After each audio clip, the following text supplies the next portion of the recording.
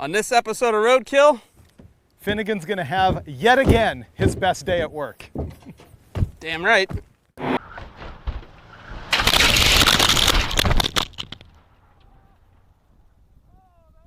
You know, on Roadkill, we've pretty much proven that we can do anything and somehow it entertains somebody, even when we diss Lamborghinis. And so when we ran out of time to do an actual good show this time, we decided to go with gratuitous violence. This will be the best show ever.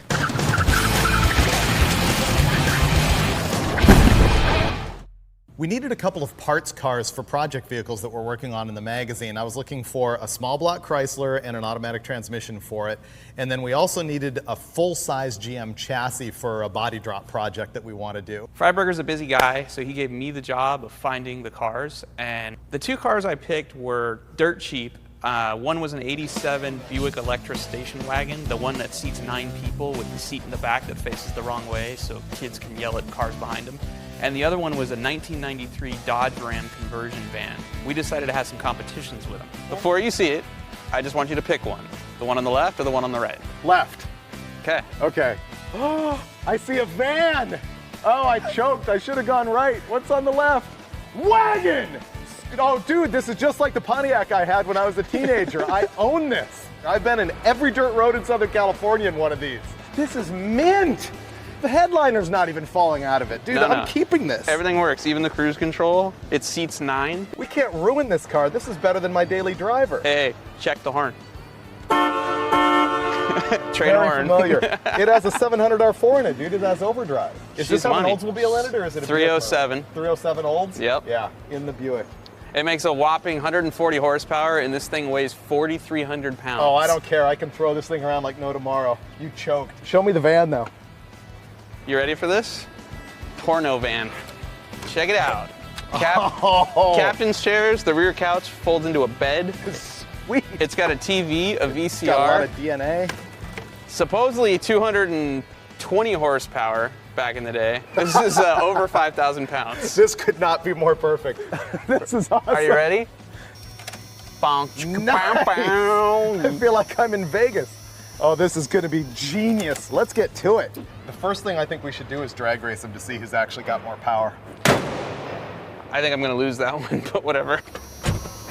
I'm going to run into him right now. Oh, this thing has a broken motor mount. I normally have a lot of respect for old cars. The idea of bashing on these was kind of bugging me, but the truth is, conversion vans are worthless. We would have never done anything with that. Yeah, baby. And the Buick wasn't as good as it looks, and it won't pass smog, which in California makes it worthless. Okay, here's the deal. I'm gonna honk 3 times. On the third one, go, and the first one through those 2 cones wins. Your mother.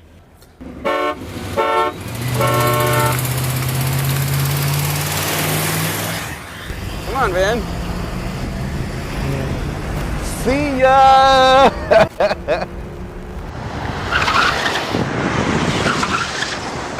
Dude, I want one more lap. I guarantee you don't get there before I do. I got something special. Are you gonna neutral slam it? Hell yeah.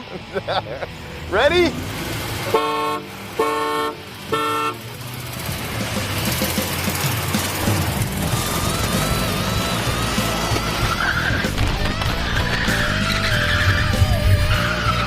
I pulled the only move a cheating SOB would. I pit maneuvered him so he couldn't finish the race. Oh, not cool. If you don't finish, you can't win.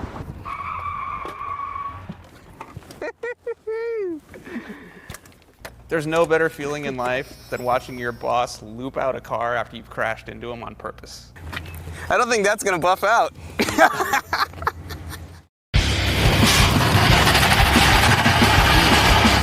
The magazine has a permanent autocross setup at El Toro that we use for vehicle testing, but it's new. And so we're not that familiar with it, and we both had to take some practice laps. And then we were gonna do 2 time laps. The best lap time wins the deal.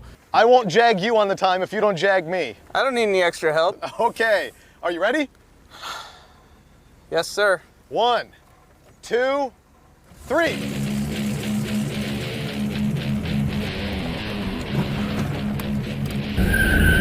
Yeah! Get her done! He is rocking the van!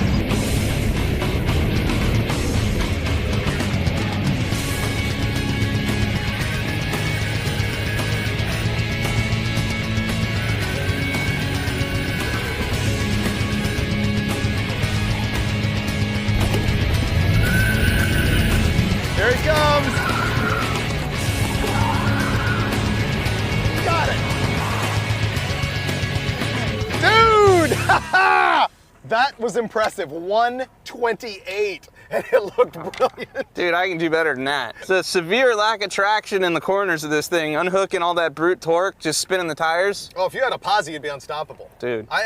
There's a little bit of fear in me right now. You should be afraid. This next run, I'm letting it all hang out. Okay, I'm ready. After the first lap, I knew I was losing time in some of the corners where the thing just didn't have any traction. And so I made a few corrections on lap number 2, which I felt pretty good about.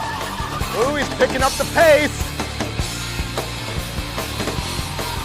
I think he's ahead. Oh, dude! 126, 2 seconds down. That's awesome, but I can beat it. I had Chinese for lunch. You know what my fortune cookie said? I lose? You're gonna loop this bitch out at the end of the track down there. If only. But good luck though, okay, ready? Yep. Let's go! Oh, that hubcap's coming off.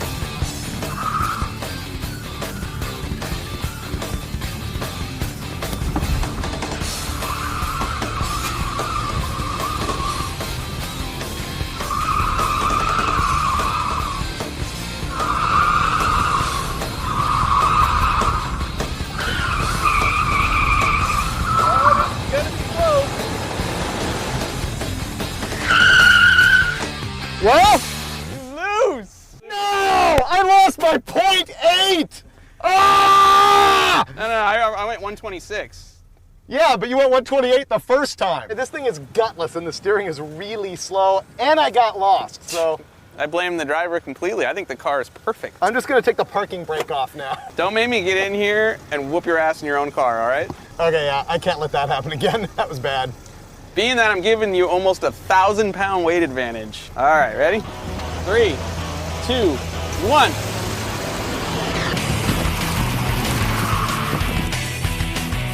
Oh, he looks smoother. He doesn't look as good as I looked, but he looks smoother. 1 minute. This is not good. He's picked up a lot of time. Now my second lap, when I actually went around the course like I was supposed to and kind of had the hang of it, I ran a 1:19, 9 seconds quicker than my first lap. And on an autocross, 9 seconds is light years. Holy. Guy picks up 9 seconds. What, did you find your balls or something in the last turn? 119.3. Thank you! I want to go again. That ain't fair. 5 practice laps. And so, of course, I won the autocross. All the autocross really proved was that Freiburger had a better handling car. I wanted to do an event that would showcase who's the better driver. So next we moved on to our obstacle avoidance challenge. Here's the plan. Rockford, the old reverse 180. We're gonna speed down this way, flip the car around. The goal is maximum action through the boxes, and then you gotta get through the 2 cars without hitting them. Thread the needle with the van. That's it. I like it. I'm going first. All right. The key to doing a Rockford is to nail it in reverse. And what you want to do is lift off the throttle and spin the steering wheel at the same time. And the car will come around, and just at the right moment, you have to go from reverse to drive.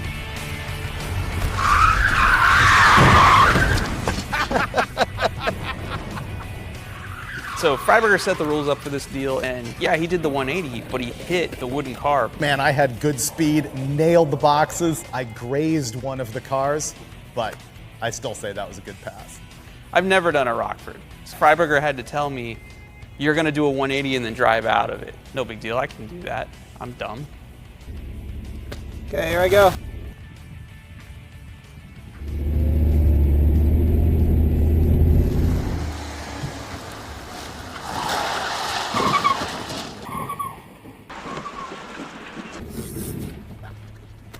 Weak! I couldn't see out the back window, and I just wanted to make sure the thing would spin around without tipping over. So we set it up again, and I went for pass number 2, and I was being a little bit too cautious that time because I didn't want to hit the car again.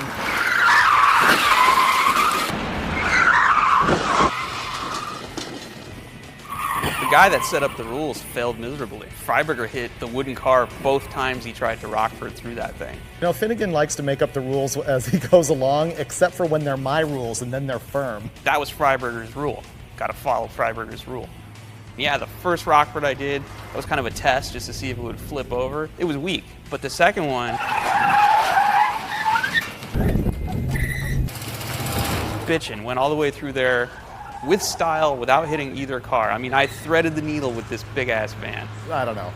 Van wins. Who won the Rockford Challenge? This guy.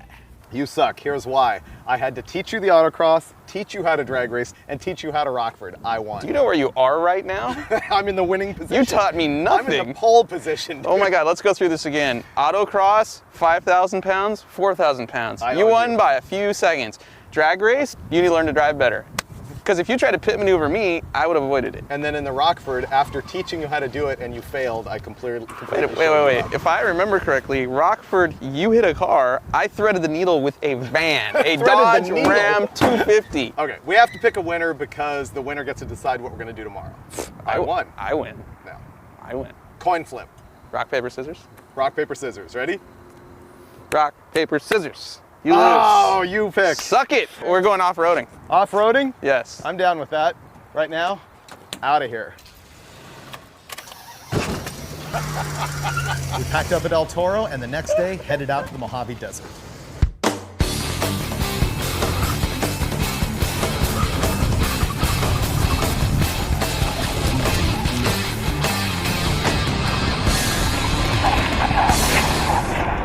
So at El Toro, we had 3 challenges. And now we're here in the Mojave Desert because we're gonna do one of my favorite things ever, which is trashing passenger cars on dirt roads. I'm gonna challenge you to actually not break the van on the very first competition because I wanna have some fun today. Oh, limitations. Yep. I'll try. No guarantees though. The first thing that we're gonna do is the rally cross, which is like an autocross except for it's on dirt. It's sort of a small road rally. But we're gonna change it up a little bit because we're gonna do it side by side. Each of us wants to have the inside lane, so we're the first one to the first left-hand turn. And so to shoot it out on who's gonna get that, we're gonna have a head-to-head. Not a tug-of-war, but a head-to-head. And I'm counting on the Ram and all its might to put the wagon in the dirt. I don't mind losing the head-to-head, so I may just put it in reverse and see if I can make him crash.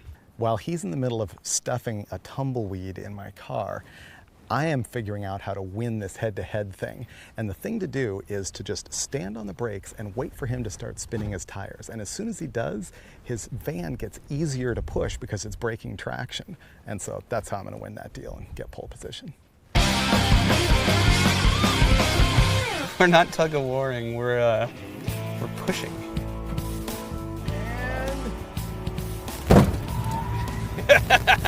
Oh! Losing. Go Ram! That's pretty funny. I'm gonna push you all the way to Mexico. My plan completely fell down when we decided that we were actually gonna hit each other at speed and keep going. I had no opportunity to step on the brakes and the van had the weight advantage. I was history. I had no strategy for the push-or-war, so I just floored it and hit him, and all the weight of the van just pushed that poor little wagon across the finish line. I kicked his ass.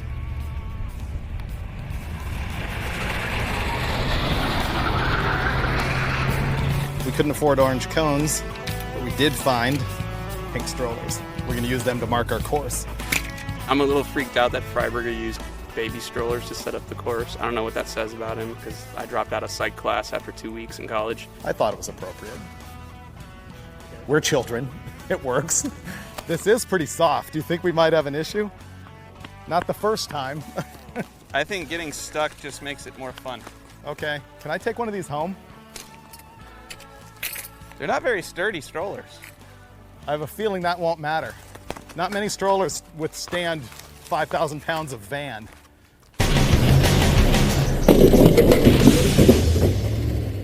I meant to actually Google the nearest hospital before we got here. Surprisingly, we have a signal, so No, wait. If you know where the hospital is, we'll need it. No, I'm if thinking you don't know where it is, we're fine. Is that how it works? Yeah. I thought if we know where it is, we don't need it. That's how I get through my whole life. All right, let's just race. All right. My race strategy in the rally cross is simply to be faster. I mean, we already know that the Buick is physically faster than the van. That thing's gonna wallow. I know how to drive on dirt, he doesn't, so. You know what though? I just realized something. It is so loose and silty out there, he is gonna be chasing my dust the whole time. Oh, he's screwed. Okay, Side by side, just standard bash and thrash? Yeah, first one to the end wins. Is there any penalty for running over baby carriages? Well, we're not doing this for time. I don't know what kind of penalty you could give That's other than true. being shamed afterward. Yeah, but you're shameless about cheating. No cutting corners. The only corner I'm going to be cutting off is the front end of your car, dude. Don't Well, worry I about know. it. We should mark a no contact rule until halfway down this. Oh, come on. You got horsepower advantage. Don't wuss out now. Let's You do call this. that horsepower? Safety first, you know. I hope the VCR and television in this thing doesn't hit me in the dome. Well, how do you want to do it? On a count of 3 or something? Sure. Except I know you're leaving on 2. 1, 2, 3. Oh, yeah.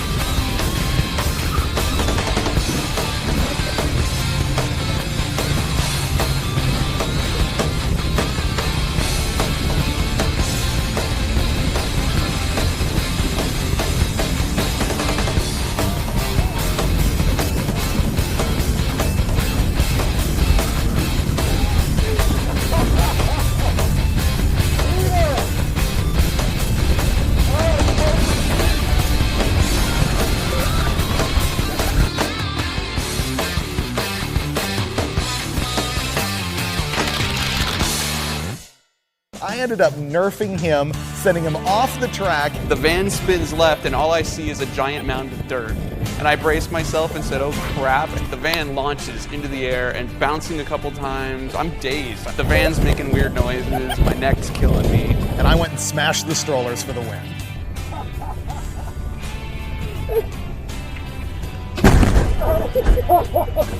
Best day at work ever? Oh my god. Boom, something hits me. It's him, jackass. Look at the distance. Look where you landed versus where you launched. Yeah. Check this out. Well, see, look, here's the landing point, but I don't even see where you launched. I cleared the doubles, dude. Did It's you back clear there. the doubles? There's no way. Yeah, No. telling Where you. did it hit? Oh, you're kidding me. Yeah, Look. dude, I cleared the doubles. Look, you did. You cleared the doubles with the van. Yeah. Look, this is where the bumper caved in. There's your tire marks. Yeah. You left ground here. Nothing in here. Nothing in here. This is all good. Happy critters, life. And then look, Look at this. it lands here and bounces. Look, Wow. Look where it landed the second time, dude.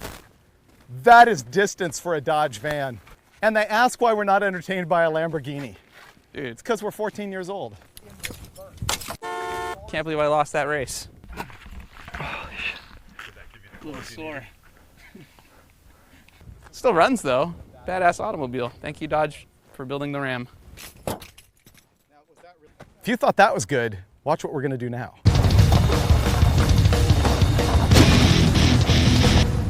Yeah, I feel a little sore, but I'm ready to go. The first turn of the rallycross, just to the inside of it, had a giant lip that actually ended up being perfect for launching these things for the jump contest. So what we did was we just hauled ass down the straight, cut the corner a little sharper than we had in the rallycross, and just boom. Oh shit.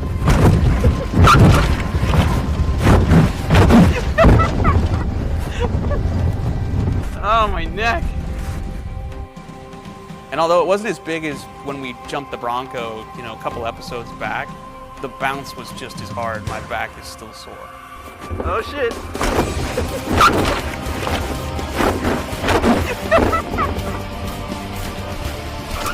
This is the point where judgment really just went straight off the cliff. Because we bought that Buick to take the chassis out from under it, but at the same time, it seemed like a really good idea.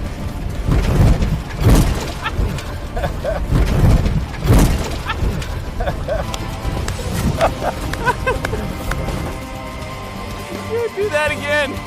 Was it quality? It was good, but the back wheels were off the ground. You got to go bigger. What? Yeah. I bounced like 6 times. Did you get back wheels off the ground? Oh, dude, I don't know, but my spine's killing me. Oh, yeah. Go again. No, that You were hurt. this close from having the back wheels off the ground. It was nice. That hurt. Dude, the van killed it in the jump. I don't even think the wagon left the ground. And the van probably got more air At the beginning of the jump, the bounce, and the landing, then the wagon did the whole time it jumped in the air. Even though David's car really didn't leave the ground, you could see David in the car damn near hit his head on the headliner, so I know he was just as sore as I was after that jump. In case you hadn't figured it out by now, this episode was for really our entertainment and not yours. And what really entertained us, and I'm not sure why, was to bring 24 watermelons out to the desert with us and throw it in the back of these vehicles and just see if they would smash each other while we were thrashing down a dirt road.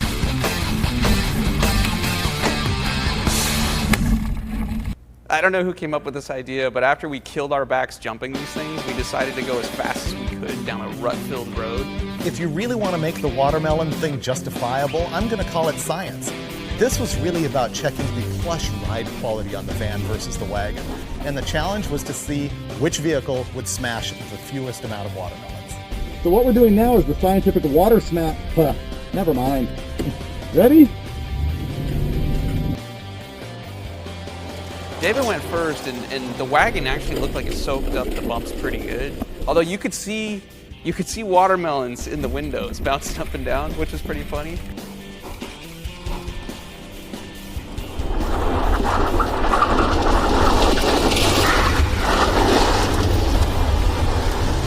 I didn't break a single watermelon. It's genius. Once again proving the ultimate off-road vehicle. And then when I went, I'm surprised the van didn't crash because it was all kinds of sideways and up in the air and just watermelons flying everywhere, and it's remarkable they didn't break. It turns out watermelons don't come apart when they're bouncing around in the back of a van or a wagon. I don't know who won these competitions, but this was more about going out and having fun in the desert, and once again, I'll say it, best day at work ever. By the end of the day, it was 108 degrees and we were dying, but we had a blast. We really didn't destroy either one of these cars other than the sheet metal, so we're gonna go home. We've still got 2 good cars to use for parts. And if those weren't parts cars at the beginning of our competition, they sure were now. I think I broke my spleen.